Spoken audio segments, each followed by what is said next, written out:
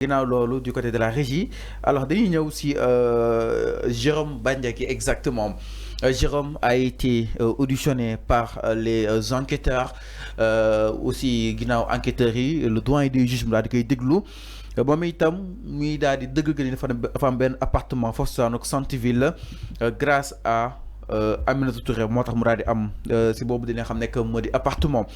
Aminata Touré n'a pas tardé à réagir pour amener des précisions sur cette déclaration bi nga xam ni itam Jérôme def na ko Aminata Touré mi ni indiqué que ni Jérôme Bandiaky dafa bokkoon ay agent de sécurité mi nga xam ni itam da nga ko daal di Macky Sall moo ko daal di affecté woon pour sa protection lorsqu'elle occupait les fonctions de ministre de la justice puis premier ministre. À ce titre moom ki nga xam ne que moo di Aminata Touré.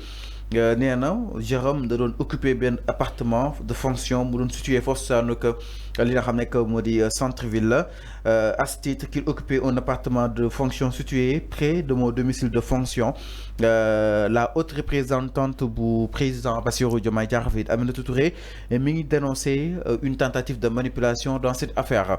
Je rappelle à l'opinion publique que j'ai quitté mes fonctions de premier ministre il y a de cela 10 ans. La tentative désespérée de manipulation de l'opinion est tout aussi vaine que mon avenue. moom nee na loolu bu nga ko doon jox da ko joxoon pour jege ko concrètement dafa bokkoon ci sécurité bi nga xam ni itam Macky Sall moo ko affecté woon na pour mu sàmm sa sécurité jamono ji nga xam ni itam nekkoon na ministre de la justice puis li nga xam ne que moo di le premier ministre et cela fait maintenant 10 ans naka na daal di jàngatee turu Aminata Touré bi nga xam ni itam wéy ko ci ami nee na loolu manipulation la concrètement. Oui, peut-être Jérôme Bandiaky dafa jàpp ni il s'est senti dans le besoin d'invoquer le nom de Aminata Touré parce que dafa jàpp ni bu waxee tour Aminata Touré comme dimension bu mu am Aminata Touré ça va lui servir de support pour mu mën a am dëgg donc devant les enquêteurs mais Aminata Touré elle l'a dit mais Aminata Touré quand elle était ministre je rappelle que c'est le 2 septembre 2013 l'a occupé les fonctions du premier ministre le 2 septembre 2013 mu géré ko ba le 6 juillet 2014 le 6 juillet la Macky Sall dégommé Aminata Touré ci ses fonctions de premier ministre donc boo jëlee diggante le 2 septembre 2013 ak le 6 juillet 2014 fourchette boobu la Aminata Touré occupé woon les fonctions de premier ministre et elle a raison ça fait de cela plus de 10 ans 2014 ba 2024 c'est combien ben c'est plus de 10 ans ouais, elle a raison donc on ne peut pas parler de ce appartement-là ba léegi Jérôme Bandiaky ne non Mimi Touré moo ma ko jox je rappelle que une maison de fonction xam nga Mimi Touré lu mu wax beneen aussi façon boo analyser nga mën a comprendre ni que une maison de fonction c'est une maison de fonction un appartement de fonction c'est un appartement de fonction boo demee ba nekkatoo en fonction war nga ko rendre quand Mimi Touré a quitté ses fonctions normalement la maison de fonction delloo na ko quand Jérôme Bandiaky n'est plus le garde-corps de Mimi Touré dafa war a delloo appartement bi ba mu nee ni que Mimi Touré moo ma ko jox. mais ba tey mi ngi ci Macky Sall peut-être. Voilà il faut maintenant dans ce cas il faut plus parler de Mimi Touré parce que Mimi Touré quitté na bien avant. mais attends yow yaa ne fii que ni naka la garde-corps war a mën a amee appartement. c'est ce que j'ai dit alors que ni des agents de la police. ci loolu laay ñëw ñu ngi ci gendarmerie. xama li ma wax nii. Aminata Touré mënuñ ko see génne. xama li ma wax nii parce que pourquoi mu agressé boobu dañ la xam ne. xama li ma wax nii. c'est juste par rapport à ce que Jérôme Bandiaky a dit ak Aminata Touré aussi lu mu ko tontoo. léegi man damay ñëw ci mon analyse man li ma jàpp ni dama ne Jérôme Bandiaky il est qui depuis démb maa ngi koy laaj sénégalais yi moom mooy kan il faut que mu wax sénégalais bu bëggee setal boppam il faut que mu wax sénégalais moom mooy kan ci le régime de Macky Sall. il faut que mu wax tant que répondre question boobu du mën a set boo expliquer du mën a set il faut que mu ne sénégalais man Macky Sall ba mu fi nekkee man maay diw Macky Sall daf ma jël comme tel et tel agent maintenant bu fekkee un agent qui n'est pas des FDS qui n'est pas un gendarme, qui n'est pas un policier, qui n'est pas militaire, il s'appelle Jérôme Bandiaki, m'a assuré les fonctions de garde présidentielle, m'a occupé les fonctions de garde des ministres, du premier ministre. Ces institutions-là, président Macky Sall baille la section baille la BIP, baille la GIGN, mu jël Jérôme Bandiaki comme garde-corps du ministre, du premier ministre. Franchement, c'est du louche. C'est tellement louche. C'est tellement louche. Que ça soit Macky Sall, que ça soit Jérôme Bandiaki, il va falloir expliquer les Sénégalais.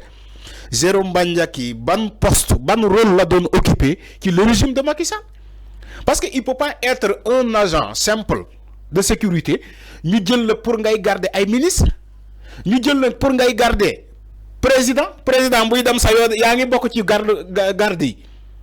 Alors que nous avons le président, quand nous garder?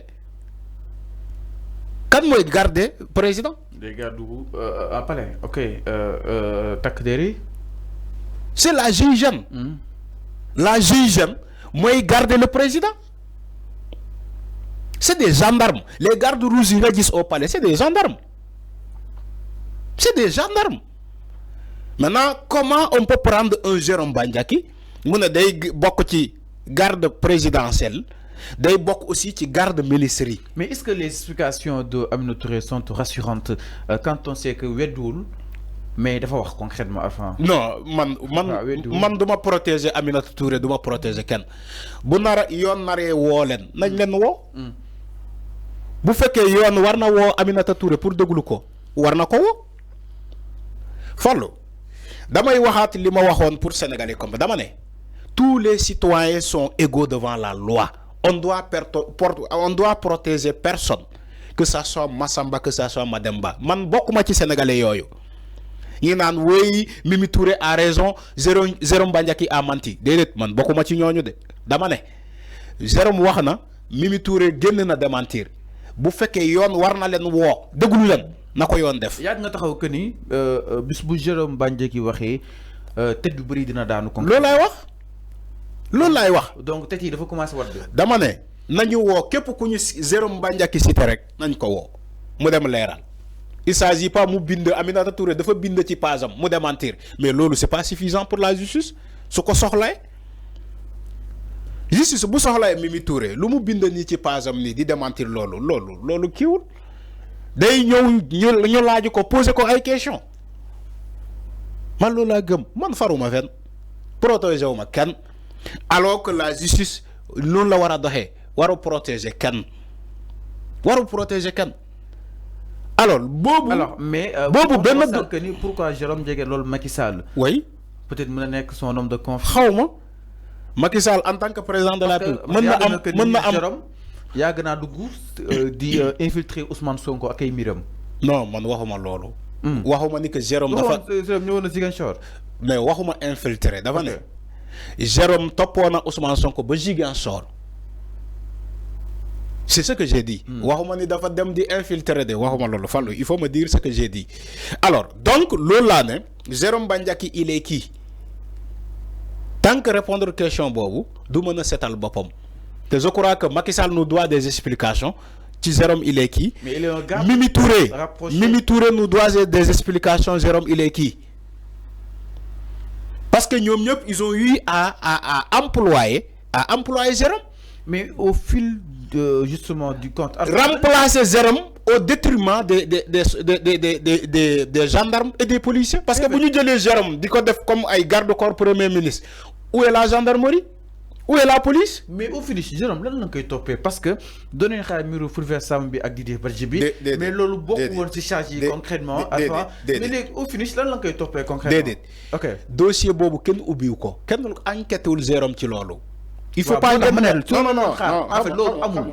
Donc au aussi il faut pas il faut pas aussi nous mélanger les dossiers. Lu ñu topé won Jérôme Bandiaki dafa leer. OK. Dañoo gis ci ñom ci mom arme. Waaw. Ñu laaj ko kan mo la jox arme bi. Mu ne le cousin de Doudouka, je ne sais pas d'autres l'appellent cousin, d'autres l'appellent le petit frère de Doudouka. Moko jaay arme bobu.